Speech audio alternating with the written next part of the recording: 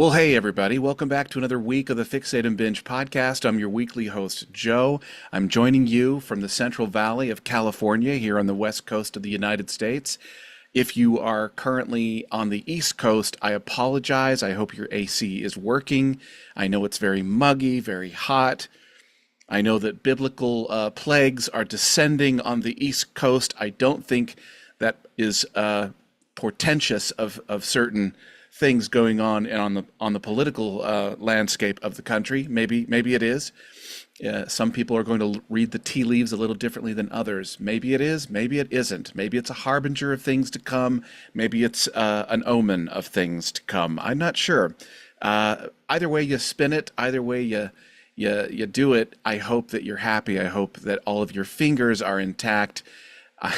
There were no horrible decisions made with fireworks over the weekend. Yes, the United States is 250 years old. And I have a lot of opinions about politics, mostly because I'm an American. I feel like I am engaged in the things that make me American. I'm engaged in policies. I'm engaged in issues that I think are important to each one of us, and even issues that don't necessarily affect me, but issues that affect others. Those matter to me. So I don't want to turn this into a political podcast or a political rant, but my observation of the 250th anniversary or birthday, if you will, of the country might be a little different than a conventional one.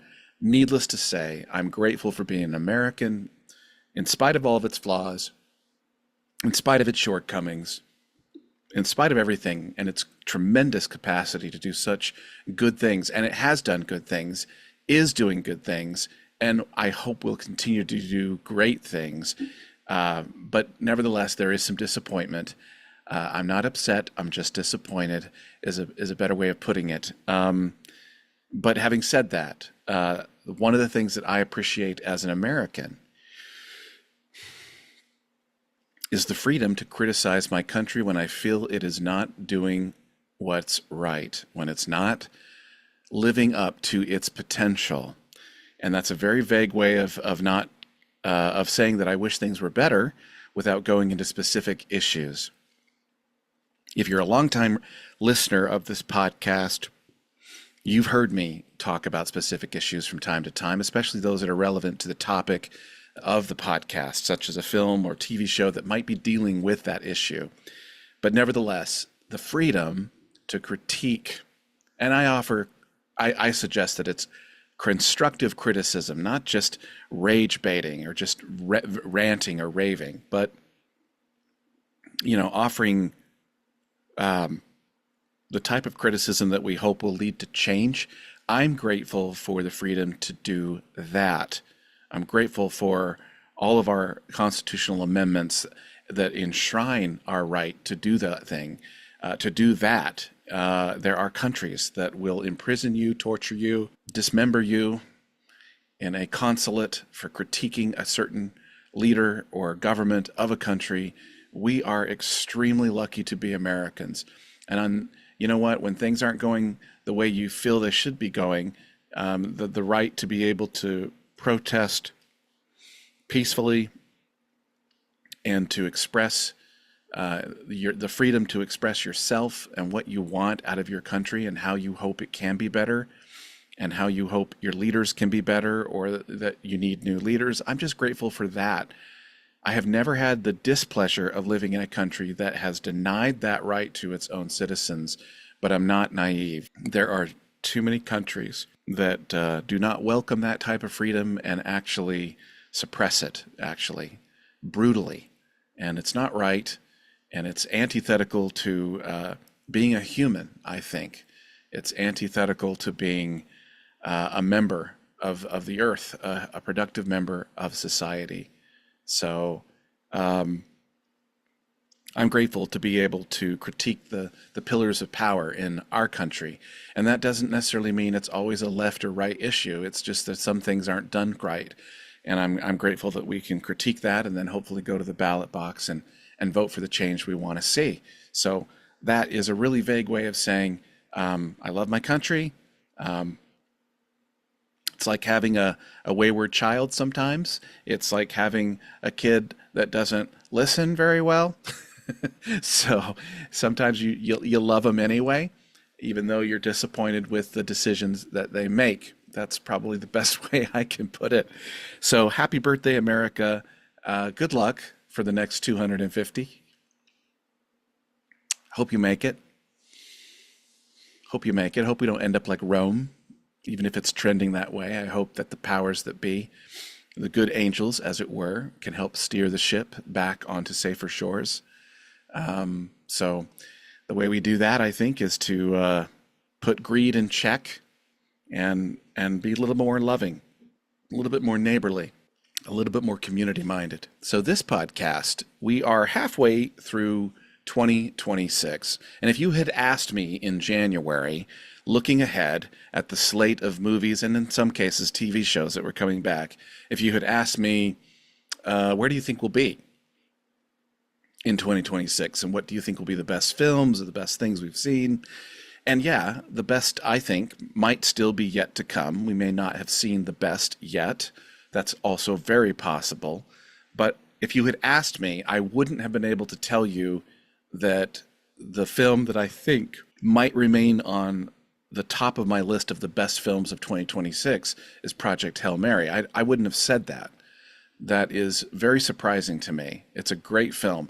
I wouldn't have said, for example, that Obsession or even Backrooms were two films in horror that were going to change the horror genre in Hollywood, financially change the landscape, have Hollywood thinking more outside the box than just playing it safe with traditional horror. Now, horror, I've been saying this for a couple years now, horror is having a moment in Hollywood. It is having a special moment. It is becoming a respected genre in its own right. And when I say respected, I mean on the awards circuit. I really think this past Academy Awards was proof of that it isn't a fluke, that isn't some flash in the pan thing. That, Sinners and Weapons were critically acclaimed films in the horror genre. And I think we're going to see more of the same in 2026, especially when you think, if you don't really follow the award circuit, I don't really pay attention to what wins at Cannes. I don't care what gets the Golden Globe. I don't really care, or the SAG-AFTRA Awards. I don't really care, but I do pay attention to the Academy Awards. Then let's just deal with the Academy Awards. The Academy Awards for Best Picture is an expanded category. Now it's 10 films. And I think we might see some horror films, especially low-budget horror films that have actually exponentially outperformed what they thought they were going to do. And I'm talking, of course, of Obsession. It was made for $750,000.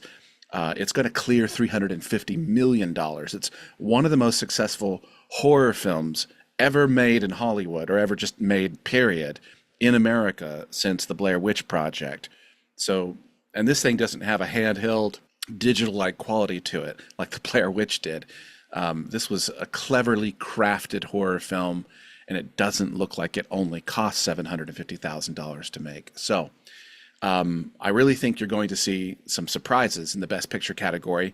Of course, I think the lion's share of the films that will get nominated in that Best Picture category we have yet to see, as is the case. They hold off on these films. But I really think you're going to see Project Hail Mary with a Best Picture nomination. I'm not going to say it's going to win, but I think you're going to see it with a Best Picture nomination, and you're going to see a lot of technical categories.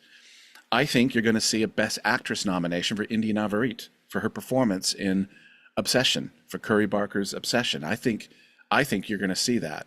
Wouldn't surprise me at all. And if she doesn't get a nomination in any of that, then I think that's a snub. And it seems kind of presumptuous to call it this early out, but I think that's what we're going to see. Now, when I look at the films that have come out, I'm also looking at television shows. And so I thought this episode, we could do kind of a mid-year check-in. We're in 2026. We're halfway through the year. Where are we? How is everything going? What do you think is worth watching? What do you think is worth sitting at home and streaming or binging? And I have some films, I think. My favorite films, and I'm not gonna do deep dives into these. I'm assuming you've seen most of these. First of all, I want to give an honorable mention. My honorable mention would be to two films. One is Sam Raimi's Send Help with Rachel McAdams in it. It's a fantastic film. It's very good. It's a survivor thriller. It's a psychological thriller. It might be one of the best films Sam Raimi has done in a very long time. So I was fortunate enough to see that on the big screen. I think that's a fantastic film. The second film is a film that I actually was able to speak with the filmmakers on this podcast, and that was Kangaroo Island, directed by Tim David and written by his wife. That is a great family drama that takes place in Australia, and it's so intelligently written, wonderfully directed, independent film. It doesn't get as much love, I think, as it deserves. It doesn't, yeah, but that's the independent film market, isn't it? Right? I mean, you think about these films that get a whole bunch of attention and have a groundswell of support for it. There's tens of millions of dollars behind it in promoting it and things like that. And sometimes, if you don't have an enormous promotional package in the bank to push your film out there to create awareness and make it go viral or whatever else, that doesn't mean that it wasn't a brilliant film. And Kangaroo Island has some brilliant performances, brilliant direction. I think everything's firing on all cylinders. So if you want like a generational family drama that takes place in Australia, because the setting is fantastic, and it actually is filmed on Kangaroo Island in Australia, off the coast of the mainland of Australia, and it is just a great film. I urge you to seek that out. If you see it on Amazon, if you see it on Apple, whatever it may be, Netflix, doesn't matter. Check it out. Watch it. It's a great film. Great performances. Won't be disappointed with it. Those are my two honorable mentions. But my 10, I don't necessarily have 10 films, but the films that have struck the most with me, that have resonated the most with me so far, are larger and well-known films. Most of them are. That, of course, is 28 Years Later, The Bone Temple, which is the third film in the Danny Boyle 28 Days Later zombie virus, rage virus franchise, as it were. And, I didn't think that it was going to resonate as well as it did. It took elements of 28 Years Later, which was previous to this one, and through the character of Ralph Fiennes, we move into The Bone Temple, and it is just much more beautiful in terms of what it says about death and what it says about rebirth and life, and being civilized and being believing and hopeful, if that makes sense, being hopeful after the end of the world, after the fall of society. Some films touch on this, but I thought The Bone Temple did a really great job. And frankly, I'm ready to see Ralph Fiennes get another Academy Award nomination. I'm ready for him to win one.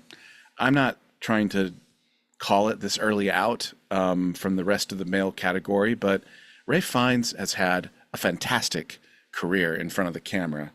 And, I don't think he should receive an honorary Oscar at the end of his career. I think he should receive the Oscar outright for a long career of performances. And I think his performance in this film, 28 Years Later, The Bone Temple, is a standout amongst half a dozen standout performances from Schindler's List and on. He has done fantastic work, and I think he's due. So don't sit on that. Anyway, 28 Years Later, The Bone Temple, fantastic film. Good luck, have fun, don't die. Gore Verbinski, right? The guy that brought us the Pirates of the Caribbean movie franchise with Johnny Depp. He also brought us the much maligned, but I think it's unfairly maligned. It's much better than I think critics said it was The Lone Ranger, unfortunately cast with Armie Hammer, but featuring a very committed performance from Johnny Depp, which some say was culturally appropriated, but I don't necessarily think so. I think it was pretty good. And anyway, I don't want to get into that discussion, but good luck, have fun, don't die. is a great future noir, dystopian adventure, dark comedy film about the dangers that we currently face with AI. And so that's a very timely 2026 type film. And it came out early and it's kind of left, and there's not a lot of attention attached to it anymore. Sam Rockwell gives a fantastic performance, as only Sam Rockwell can continue to do. Like Ralph Fiennes, Sam Rockwell almost never, he never phones in a performance. He always gives you everything. He throws the kitchen sink at all of his performances. He's fantastic here. The film is funny, clever, unique. It's like nothing you've ever seen before.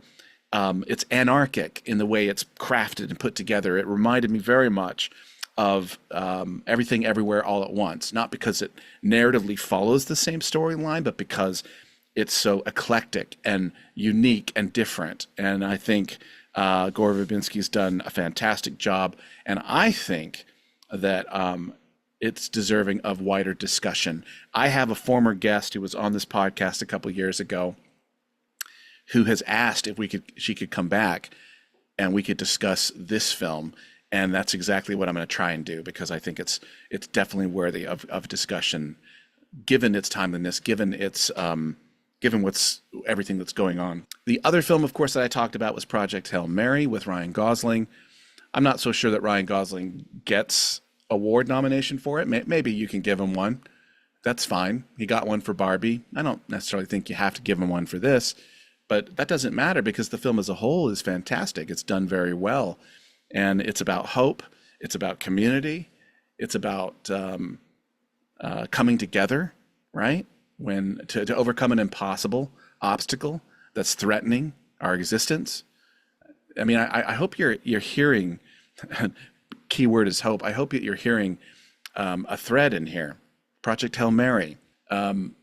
So Project Hail Mary is a film about mankind coming together, cooperating, putting optimism in front of their science rather than doom and gloom, and actually using the tools that we have that usually go towards greed and destruction, actually using ingenuity and intelligence and communication to come together to save us, to save ourselves from an existential threat in the solar system. And it's also got a very warm and meaningful relationship between Gosling's character and an otherworldly being. That the last time I felt that way about an otherworldly being in a film was, Spielberg's E.T. So Project Hail Mary is intelligent film writing. The production values are fantastic. They really went all out for practical effects over CGI. So I really think it's going to sweep up nominations. I'm not saying it's going to win everything, but it's going to sweep up nominations in technical categories at the award circuit. Definitely the Oscars, I think. You're going to see it nominated multiple times. The other film I talked a little bit about was Obsession. That is an independent film, of course, made by Curdy Barker. And he is a YouTuber turned filmmaker. He's young, he's 26. Most of his films star, just his friends that used to make YouTube films with him, short YouTube horror films. He's an in-demand talent now. He is the year's biggest success in Hollywood. 26 years old, makes a film for $750,000. It's banking over $350 million, and hasn't even really started to sweep up yet on digital streaming. So it's going to make even more money. It's probably going to clear $400 million when all is said and done. And it's such a great film. It's terrifying. It's psychologically horrifying. It's one of the most original horror films I've seen, and it's just, it's terrible. It's terrible, but it's so well done. It's terrible in the way that The Exorcist is a terrible film to have to experience as a viewer, but you can at least recognize its technical pieces that went into making such a great film, such a great thriller. Even Spielberg's been praising how good Obsession is. He says, every now and then I get an itch, and I'm paraphrasing Spielberg. He'll say, every now and then I'll get an itch to go and make a a horror film, and then I'll watch a film like Obsession, and then I'll realize, oh, I don't need to. There's some fantastic horror being made right now. He couldn't be more right. So I know Spielberg is one of the most esteemed Oscar voters when it comes to award circuit time. So I have a feeling that Obsession's going to be earning some love when it comes to awards. And it's so great. The other film that I really enjoyed, that's really striking me and hitting me, is a film called Omaha. I'm not going to get too much into it. I'm not going to, I did write a review of it. It's on my letterbox. You're welcome to read that. It's spoiler free mostly, but it's a little bit about families and about the struggles that single parents have. And in this case, we're so used to a single parent story being about a single mother, which unfortunately is the case. Most single parent homes feature mothers, not fathers, taking care of their children. But in this case, it is a single father who decides to take his two young children and the family dog on a road trip to Omaha, Nebraska. And the film is, it's a very bittersweet viewing experience, and it's personal for me. Personal for me because I have had single parents growing up, and I've been in foster care, and I've had to go through the social services system before as a child, and I was adopted, and multiple sets of parents and a lot of confusion. And this film helped me see things from a father's perspective, how hard it can be when we feel broken and when we feel like we can't pull ourselves together, let alone run a family. And I know I'm giving away a lot here, but Omaha is just a great film. It features a fantastic performance from John Magaro. And you'll remember John Magaro from Past Lives. He was brilliant in that. He's currently in a television show that's on Amazon. It's fantastic. It's called The Agency. It's got Michael Fassbender in it. So John Magaro is quickly becoming one of our better actors in Hollywood. Now, that may not be a household name yet, but his performance in Omaha is devastating and beautiful and just fully realized. And again, nobody's talking about this film. It's really under too many people's radars, and I think that as a result of its independent feature status. It's not a film that has an enormous amount of money behind it to promote it and create awareness, but that does not take away from the fact that it is in its own right a brilliant, brilliant film, and you can find that on Amazon, and I urge you to do it. So, but bring your tissues. It's a tearjerker in a good way. Now, the other film is completely different. It's a completely different film. This is the other film that we're halfway through the year, and this film was like, this is what I needed. This was what I've been wanting. Hadn't had it in a while, and I finally got it. And that is The Furious, which is a balls-to-the-wall martial arts action film, filmed in some place in East Asia, and it features bone-crushing, martial arts and choreography, and it's got all kinds of things going on, and it doesn't follow the traditional revenge thriller, action-packed martial arts type storyline that you would think it does. I mean, it seems like it is, and then it takes some twists and some turns, and so there are some surprises in this. Great central performances, all of the main actors clearly doing their own stunts. There's no CGI. This is all practical effects, and you're seeing some martial arts skills. You're seeing some martial artists at the top of their game, doing things that it looks so painful it hurts my feelings. It is that brutal, and I loved it. And my son and I watched this at the cinema. We're always down for a really good action film. I came out of that I came out of that screening. I felt like I had just seen something on par with the first Ong Bak movie or the two Raid films. I've compared it to those films prior in my review, and I'm not taking it back. That isn't exaggeration or hyperbole. I think The Furious is one of the finest action-packed martial arts films in the last 15 to 20 years. It's in the conversation. It's definitely to be considered. It's up there. Not saying it's the best, but it's one of. And so if you find this, got a quiet night evening, you got a quiet night in, an evening in, and you're looking for something that's just straight action, The Furious is brilliant. I was lucky enough to see it on the big screen. I think you could also enjoy it on the small screen. It's really, really well done. And it makes my list as one of the best films of 2026. And it's got a great central message. It's really about protecting the most vulnerable of our society. And it's about fathers, and it's about parents, it's about husbands. It's got a family message in it. Underneath all the bones being broken and the teeth getting knocked out, and people's getting their chest caves in from drop kicks, there is a message about the bonds of family and the things that are most important to us and why they're worth defending and fighting for. So there is that, if I can try and bend it towards a more positive theme. The other film I watched two great films this weekend. One was overdue. One I waited till the crowds to thin out. I watched Toy Story 5, and it was wonderful. It was wonderful.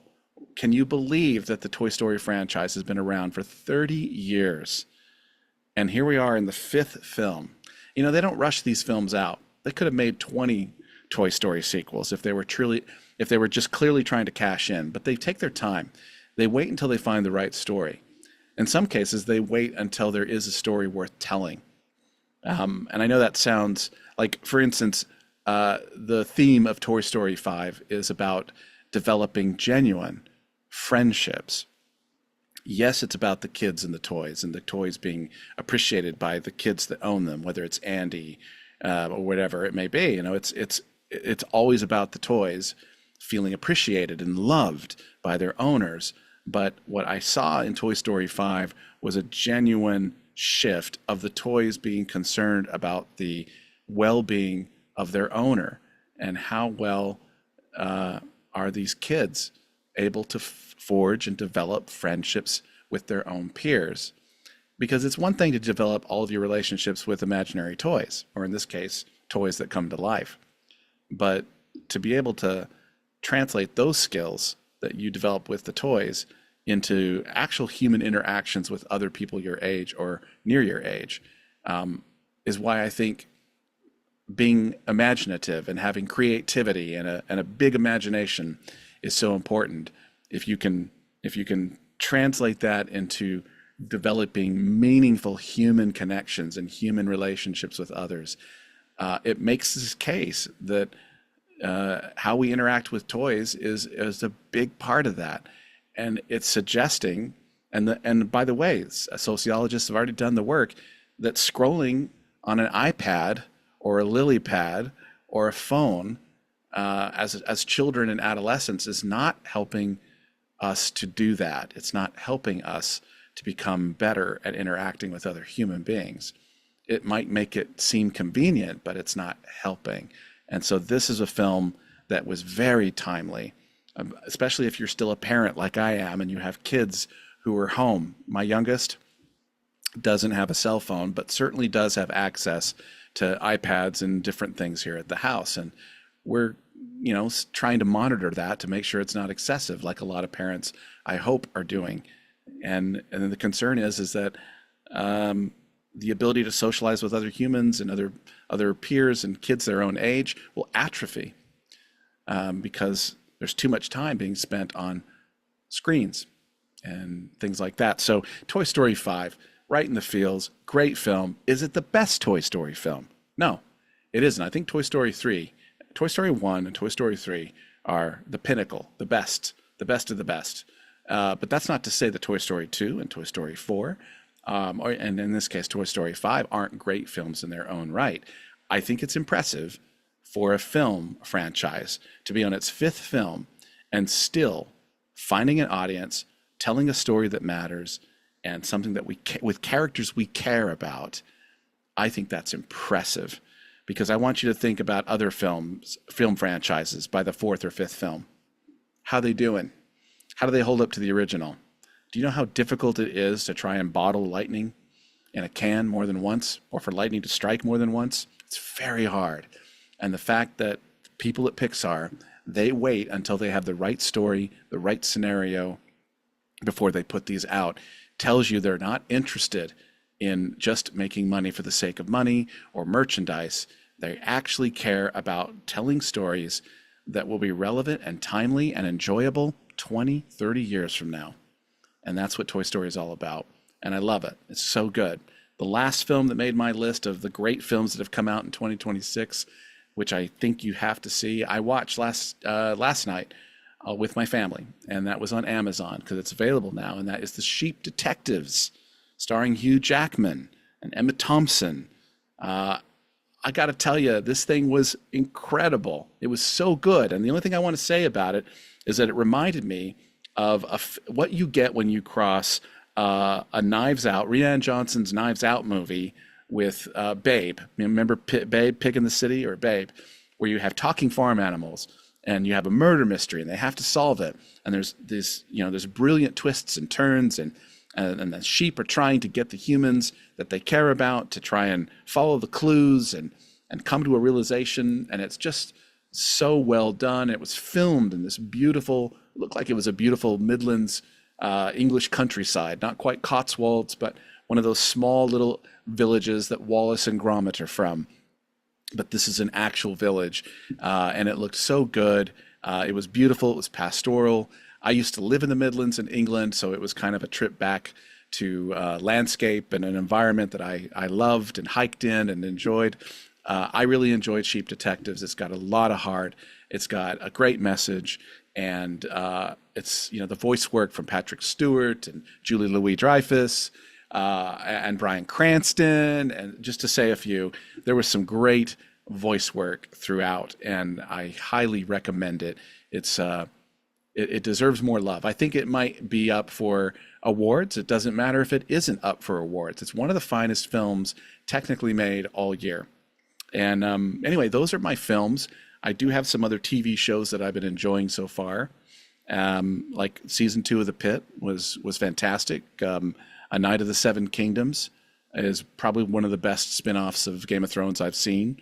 We're only 2 episodes into the 3rd season of The House of Dragon, and it's action-packed and epic. And boy, they keep finding ways from episode to episode to keep raising the stakes.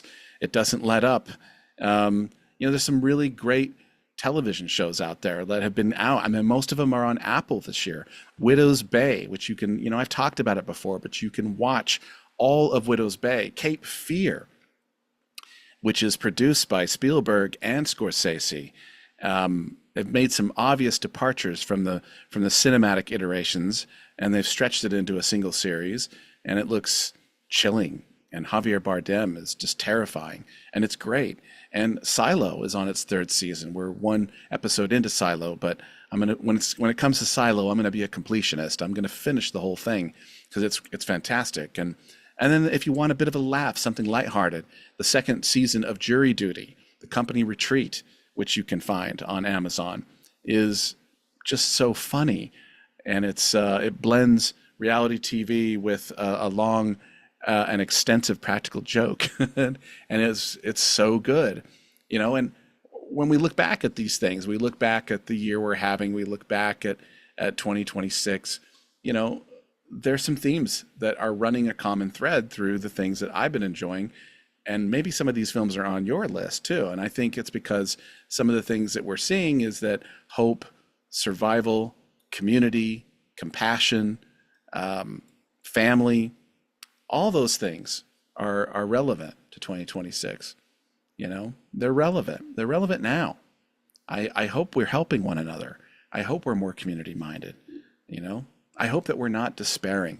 As bad as things might seem to get for some groups of people or some parts of America, I hope that we don't despair.